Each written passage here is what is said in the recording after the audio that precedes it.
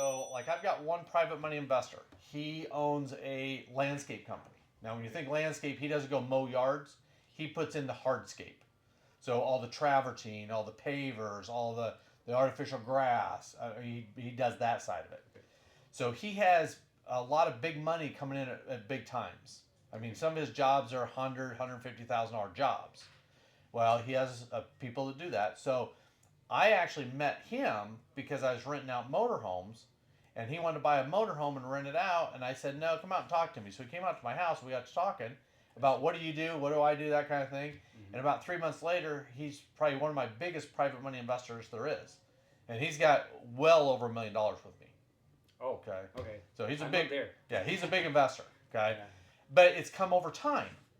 Okay, it started with $20,000 or $30,000. I see. And he has multiple notes with me on multiple properties. Okay. And so it just keeps building up, building up, building up, building up. Okay. And so that's what he's done. I have several private money investors like that. He's the biggest one I have. Okay. And right now, because of the election and so forth, his business has fell in the toilet. So right now he's not investing in anything. He's actually wanting some money back out for me to take care of some business stuff. How is that possible to take money back? What they call a DSCR loan. Oh. Okay, so that is a loan that. So what happens is I'll just use for example. I take your money.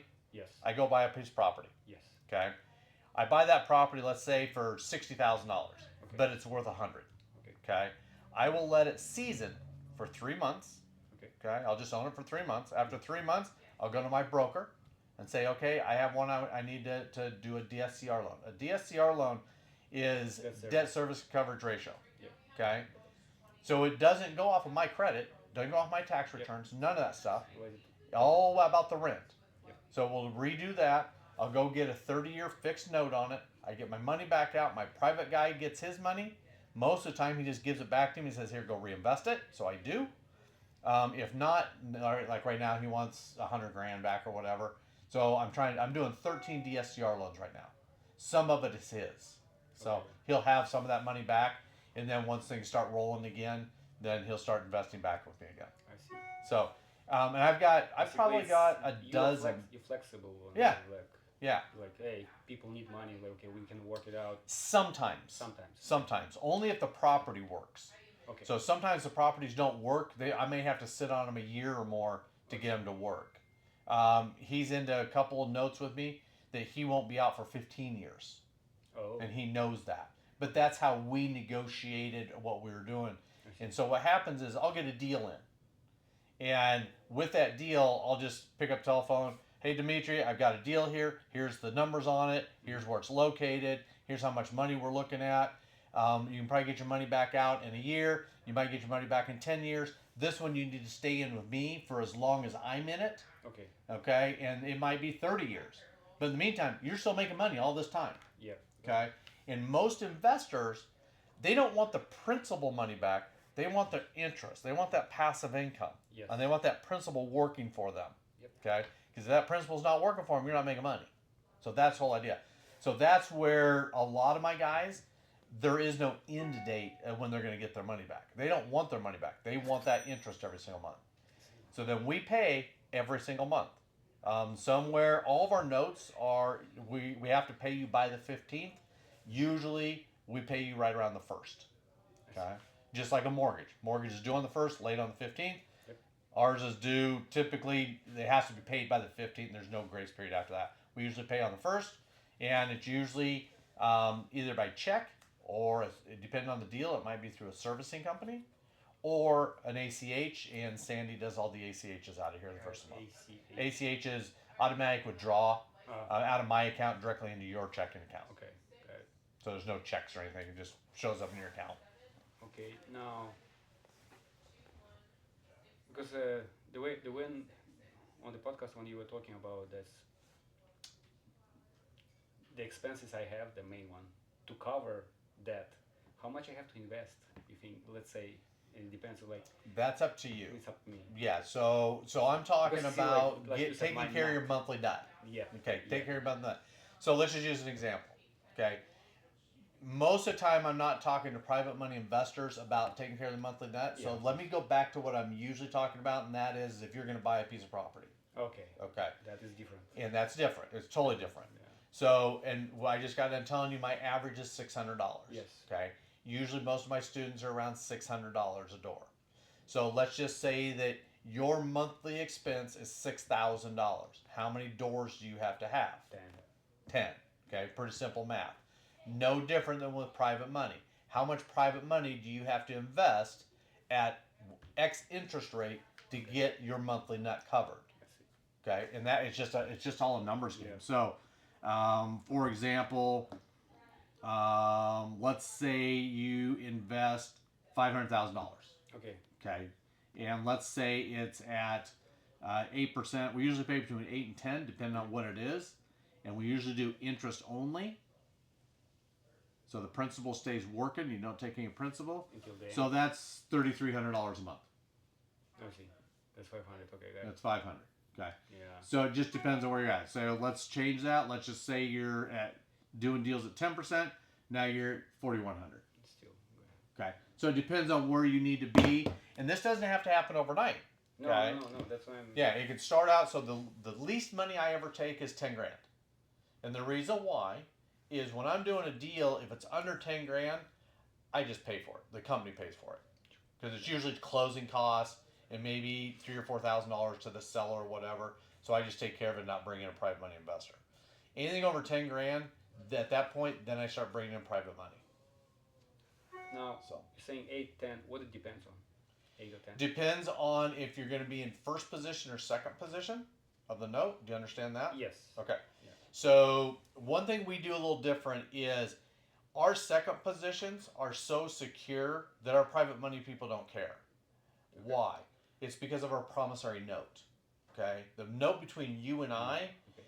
it says in there that 45 days after my due date, on the 15th of the month, Okay. 45 days later, you can foreclose on me. Okay? I'm foreclosing on specific property. On that particular, yeah, because you are No. tied to that property only. Okay. Okay, so you also get what they call a deed of trust or a / mortgage, depending on what state Depends you're in. which state. Yeah. Okay, Okay. So- let's back it up. Again this year because I didn't know where to start. I actually got a license. okay. That's why some terminology I know because I got a license. I never did anything with it. What kind of license? A real estate license. Real estate. Okay, good. Real So estate. you're way ahead of the game. That's good. Yeah, basically, I didn't know where to start. It's like, oh, let's get Sure. real estate license. Apparently now I realize that I didn't need it. Yeah, no, you don't need it. I don't have one. Don't want one. That's So, but yeah, so perfect. So yeah, you'll get a deed of trust and a promissory note. Yeah. So I want to make sure my private money people are secure. I see. Now, worst case scenario, I'm going to stop making payments. I don't give your money to anybody else. It's me. It's my company. It's my portfolio that's standing behind everything. Okay. So the security is very high on that end, and you are tied to one specific property. Okay. So if I don't make that payment, you start foreclosure. Now, my mentality and ethics and morals, if that were to ever happen, and never has in 31 years, ever, I've never lost a property, never had a late payment on a deal. If that ever happens, all I'm going to do is I'm going to sign the deed over to you, say, Dimitri, I fucked up. Here's the deed. Take the house, and you do whatever you need to with it. Yes, there might be a first on it. If I didn't make your payment, I probably make this payment. So make that payment. Now you're current. Keep the tenant. Get the tenant out. Sell the house. Whatever you want to do, I'll help you do it. But that's not going to happen. That's worst case scenario. Yeah, but they're not really tenants because they're lease. They're a lease option person. Yeah. More than likely, the only reason that I didn't make the payment is more likely there's not a tenant in there. Oh. Okay. That's. Or it would take probably, it'd probably take 50%, 60% of my portfolio to be 100% empty with no tenants for me not to make my mortgage payments. Oh. Okay. That's how big the portfolio is. I see. Okay. So that's I not was gonna thinking you basically don't buy them cash. You buy them private. I buy them cash with private money. Private money, but okay. And the reason why is you just got done saying, well, you don't have $1 million. Yeah, Neither do because I. Private Liquid. money you give them 8%. That's what I'm trying to figure out. Mhm. Oh, because you're buying distress. You don't buy distressed property. You're buying actually rent ready. Right. So I'm just like trying to understand how you. So 8% money, 8 to 10% This is more than money. a mortgage, right? No? It's just like a mortgage, yeah. So your mortgage rates right now are about 6.5. 6.5, 7. Yeah. Okay, depending on what you're doing. I can get DSCR loans right at 7.125 is Okay. we're working on one right now. We're working on 13 of them, but this one's the first one that's closing. So 7.125. With that, I've got origination fees I got to pay. I've got all the title crap I got to pay. With private money, you don't have to deal with that. That's the key. Yes. Where can you earn 8% interest secured with real estate and be safe and not play the stock market that's going to do this? Yes. Because it doesn't matter if that house goes up or goes down, you still get your 8%. Yes. Worst case scenario, you have to sit on the house a little longer. So I rode 08, You 2008. Well, I okay. was a business. Okay. Business. But it was still at that time you already did lease options. I was in lease options and rentals, both Rentals. at that time. Not every. Right now I still have a few rentals just because of I own a couple duplexes and stuff Okay. that were in my portfolio before. I had a property in Tolleson. I see. I bought it brand spanking new for $230,000 or something like that, and it went up to 300 or 400. During 08, it went clear down to 140. Did I panic? No. My renter was making the payments That's it. every single month. Now it's worth about $450,000. I don't care. And as a private money investor, you shouldn't care because that's not your deal. You would get concerned if I started backing out and not making my payments, but I don't plan on doing that. That's what the mailbox money is. If they quit making the payments, I lose my mailbox money. I see. So, and plus we own in 15 states, so it's my portfolio is diversified. I'm not stuck in the Phoenix market. Well, the Phoenix market is like LA. Goes up, goes down, and when it has appreciation, it goes up pretty fast. Yeah. When it depreciation, or when it Goes up. it goes off the other way. Back in Ohio, Indiana, Georgia, Tennessee, New Mexico, that appreciation goes up slow, but it comes down very slow if it changes. Stable. Yeah, it's more stable. Is it because of population stable? Or? It's because of the place in the country. The Midwest and the East Coast don't have the big swings. It's the big markets like Atlanta, Dallas, Phoenix, LA, San Diego. They have the big swings in real estate. When you get into Cleveland's and they don't have. It doesn't move much. I see. But I don't buy for appreciation. No, I buy for cash flow. It's different. Let's say Augie. Augie buys for appreciation. Yeah, he wants appreciation. He only buys here. He only buys here, and they don't cash flow here. Now, do you still get, let's say, the lease options, all this stuff? You still get depreciation benefits? Oh yeah. As long as I own that property, yes, I do. Because you make payments, but this is your it's separate contract between you and a buyer. Or yes. lease. They don't get the depreciation. They don't get all the benefits until they actually exercise their option. I see. When they exercise their option, then I don't even give them the deed. Okay, so I have private money and let me back up. So this is a whole nother story. So let's say I have private money. I'll say I've got $100,000 of your money, and I've been paying you interest only. Okay. In my notes, it says that at some point in time, I may need to amortize your note. Okay, I'll pay the same interest, same everything, but instead of interest only, I'm going to amortize it.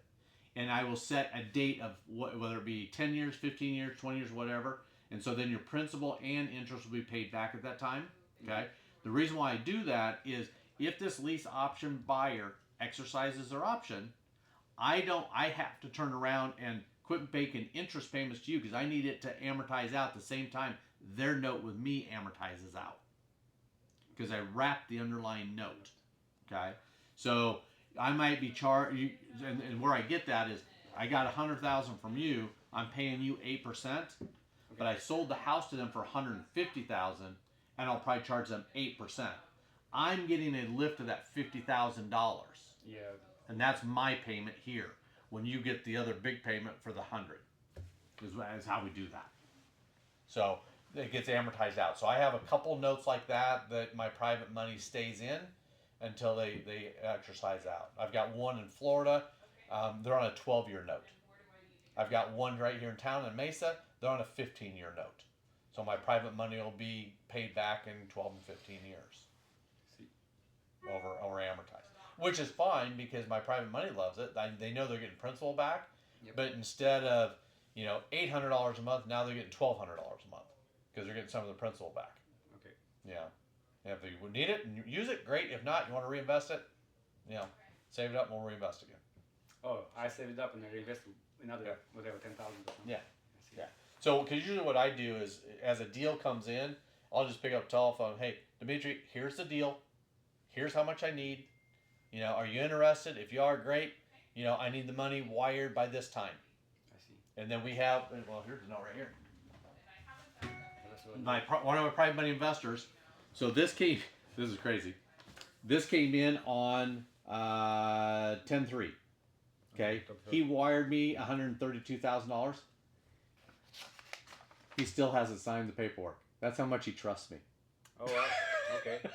I mean, it's not the first deal he will. No, he's got several deals with me. Yeah. But it's sitting here, and when he gets time, he'll come by, he'll sign it, and whatever. Okay. And once he signs this, then we'll put a deed of trust on it. In the meantime, there's no deed of trust on it either. And so he just trusts me, and he'll... But the deal basically is done. Because Yeah, the deal's done, yeah. Yeah. Yeah, we have it. You have it and everything. Yeah.